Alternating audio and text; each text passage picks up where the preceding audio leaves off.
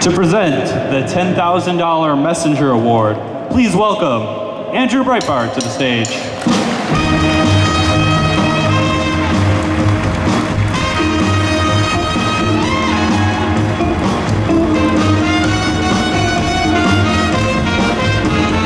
Thank you. It's like my bar mitzvah entrance. But that was cool in the gang. Thank you very much for having me again this year. I was sitting at the table over there and somebody whispered in my ear and said, you know, this is basically the Chicago Tea Party, more or less. And I can't tell you how happy I am to be around Tea Party people. I thought 2 years ago that I was a tried and true Republican. I don't even relate to that brand anymore. You are my peeps. And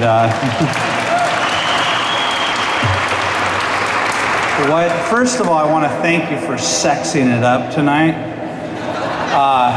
because I'm ridiculously shallow. I'm from Los Angeles, so I'm supposed to be that way. And so I've always looked at the Tea Party as like everybody's wearing Obama's mom jeans and just handing out constitutions. I'm like, no, we have to look humpable. I'm sorry that I said that, but that's how we're going to get the youth into our movement. That's a lesson I learned from Herbert Marcuse of the Frankfurt School. It's a leftist thing, if you don't understand that. But it's so nice to see that we clean up well. That's a big deal to me, because the mainstream media has conveyed us in the worst possible light, and you guys look really good tonight. I want to take you all home. I'm not that sentimental a person, but last year at my first Sammie's, it was one of those moments where I found myself like, I'm not crying, I'm not crying. I was so motivated by these stories of people who said enough is enough and I'm going to start doing things differently. I'm going to start doing things, you know, I'm not going to look to the Republican Party to tell me what to do and look for leadership. There is no leadership there. We're going to start doing it for ourselves. And to see that this has happened over the last 2 years, it's mind-boggling.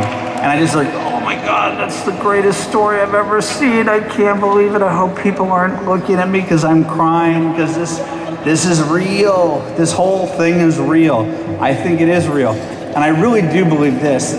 This is off the record, by the way, so don't tell anyone I said this. I really believe we are supplanting the Republican Party right now. I go that the American people are saying, if you're not going to do what we elected you to do, we're going to do it ourselves. And what we are, it's an organic American Idol. That's what it is. It's like people are coming, like whether candidates. Like last year I met Jamie Radke. Does anybody remember her from Virginia? She's now running for the Senate in Virginia, and she's going to win. And she doesn't owe anything to the establishment, and that's what all she owes is the American people. And this is the recipe for what this is all about. We are taking back the government. We don't owe anyone except the American people. It's so good. So I want to talk about to you about the Messenger Award. I think that everybody knows what the word messenger is. This is basically the Paul Revere Award. You know, the only way to get the message out is to do a circumvent around the mainstream media. And that's what we're doing. And that's who we're here to award tonight, is people who are figuring out how to tell the American people what's going on out there. The Messenger Award finalists are Stephen McCaskill of Pittsford, New York, for creating Amaji Clothing, an independent clothing line that embraces the ideas of personal freedom and individual liberty. Second, and this one gets me really hot, Michelle Minton of Washington, D.C., for her writings and media appearances defending the rights of those in this industry to engage in consensual behavior. I don't even know what that means, but I just like, I feel dirty just saying it. Ooh, I gotta see this on YouTube. Michelle, where are you? I'm married, 5 feet.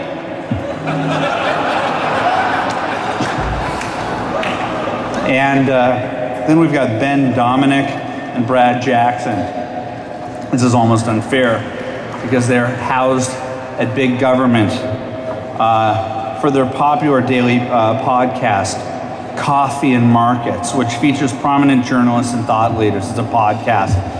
I'm going to talk to you about the winner right now of the Messenger Award. It's so unfair for me to tell you this. They're basically NPR. Here's something I'll say.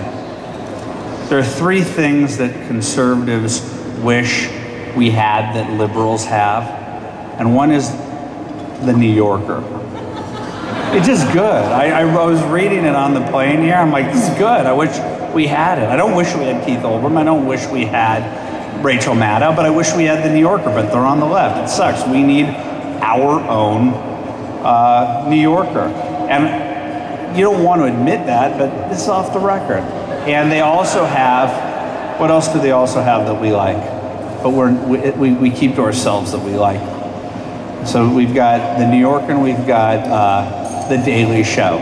Because whenever Jon Stewart hits the right note and gets it on our side, like, did you see Jon Stewart last night? But the day before and the day after, you hate him. You wish you had him on your side. But our winner mimics the sultry, soft, whispery tones of NPR. Another thing we wish we had on our side, but not on the government dole, using the engine of free markets. I think you'll do just fine, NPR, without the government dole. You'll enjoy it. You'll feel better about yourself, NPR. You'll be able to look yourself in the mirror. Covering issues in business, politics, and culture, Coffee and Markets began as a weekly podcast in 2009. Due to its popularity, Ben and Brad moved the podcast to a daily format in 2010. We put it up on big government. This thing's so rigged. Ooh, we're going to get in trouble for this one. With high production value and a voice similar to NPR, that calm, rational whisper. You can't disagree with me. I'm whispering. I'm totally reasonable. It's like the biggest scam in the world. No, we're whispering. The Palestinians are the most peaceful people in the world. Sharia is awesome. I'm whispering it. Each podcast is a half hour long and features journalists, politicians, intellectuals, and thought leaders. And this is how they're getting the message across. They're mimicking NPR. They're going out there and they're saying, I don't need $4 million, $5 million a year in government money. They're doing it out of their houses. They're doing it with high production value. I want to, congratulate Ben and Brad, Ben Dominic and Brad Jackson for winning this year's Messenger Award. Come on up, guys. Totally rigged. Totally rigged.